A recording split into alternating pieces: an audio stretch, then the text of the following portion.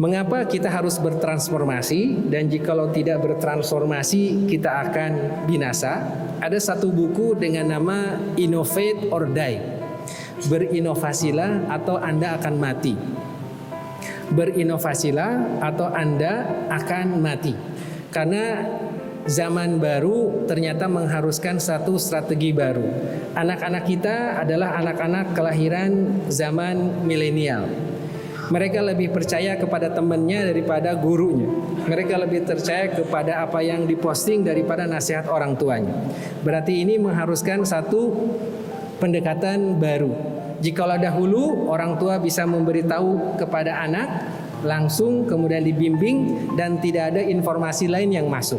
Nah sekarang meskipun orang tua sudah ada di rumah, tetapi ternyata ada informasi yang bisa langsung masuk ke kamar, bahkan bisa langsung masuk ke anak tanpa disaring oleh orang tua. Saya ulangi, sekarang informasi bisa langsung masuk ke rumah, bisa langsung masuk ke kamar, bisa langsung diterima anak tanpa disaring oleh orang tua. Dan orang tua tidak sempat untuk menyaring. Ini berarti satu tantangan baru bagi akidah dan akhlak anak-anak kita. Nah, tantangan secara ekonomi dengan semakin masifnya pelaku asing yang masuk ke dalam e-commerce, yang masuk ke dalam e-money, dan masuk ke dalam hampir semua nama teknologi yang ada dan kita pakai, itu menunjukkan bahwa kita harus semakin keras perjuangannya.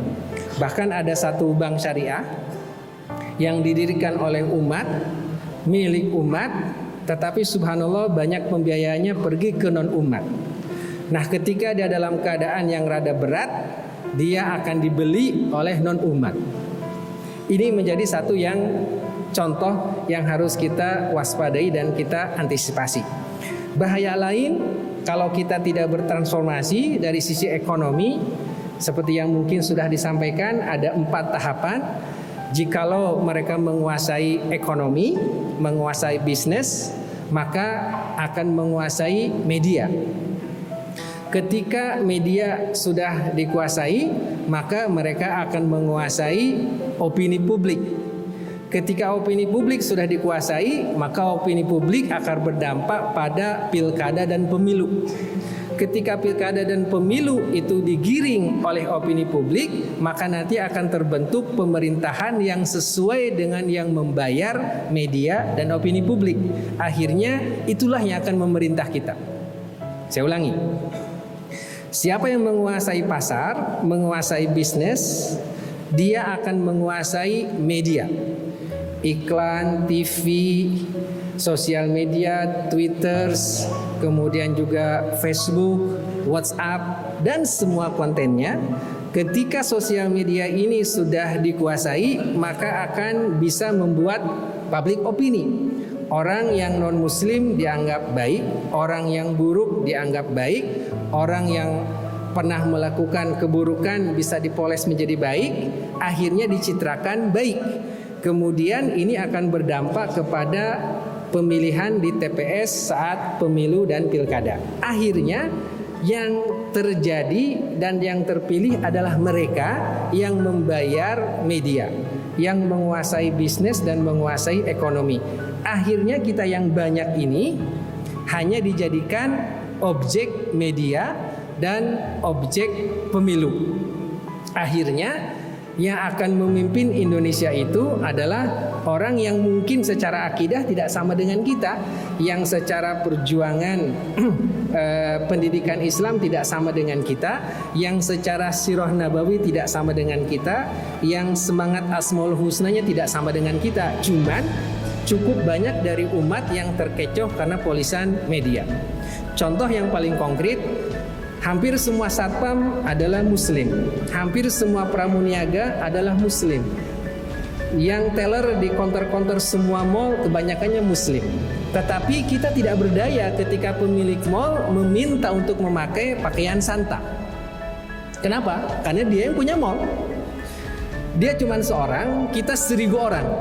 Dari mulai direktur marketing, direktur operasional, direktur IT itu muslim semua, kepala bagiannya muslim semua, satpamnya muslim semua, tukang parkirnya semua muslim semua, pramuniaga muslim semua. Yang non muslim cuma satu, pemilik mall. Tapi dia bisa merubah semua kebijakan ada dalam mall, dan kita disuruh pakai pakaian santa. Jikalau MUI tidak berjuang, ini sudah lewat. Kenapa? Karena kita tidak memiliki mall tersebut. Nah, hadirin yang dirahmati oleh Allah Subhanahu wa taala, itulah mungkin kita harus menjadi bersemangat, bukan berarti kita harus menjadi putus asa dan berkecil hati. Rasulullah SAW mencambuk kita dibangunkan dengan Muharram ini, kita dibangunkan dengan 12 Rabiul Awal ini, kita dibangunkan dengan tahun baru hijrah ini. Kalau Rasul sudah berhijrah dengan fisik, Rasul sudah berhijrah dengan susah payah, saatnya lah pula kita berhijrah dengan intelektual kita, berhijrah dengan bisnis kita, berhijrah dengan akhlak kita, dan berhijrah dengan semua potensi yang kita miliki. Dan sangat baik jikalau proses transformasi itu kita tulis dan kita lakukan analisa, apa kelebihan saya, apa kekurangan saya tahun ini, apa target transformasi saya tahun depan, dan setiap waktu kita evaluasi transformasi yang terjadi pada kita sehingga kita bergerak menjadi lebih baik dan lebih afdol. Itulah sesungguhnya yang disyaratkan atau dikumandangkan oleh para ulama. Barang siapa hari ini sama dengan kemarin, sesungguhnya dia merugi.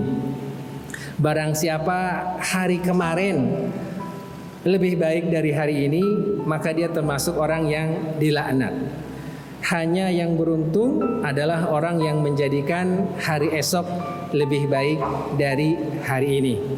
Semoga kita bisa melakukan transformasi bersama dengan izin Allah dan teladan Rasulullah sallallahu alaihi wasallam. Allahumma amin.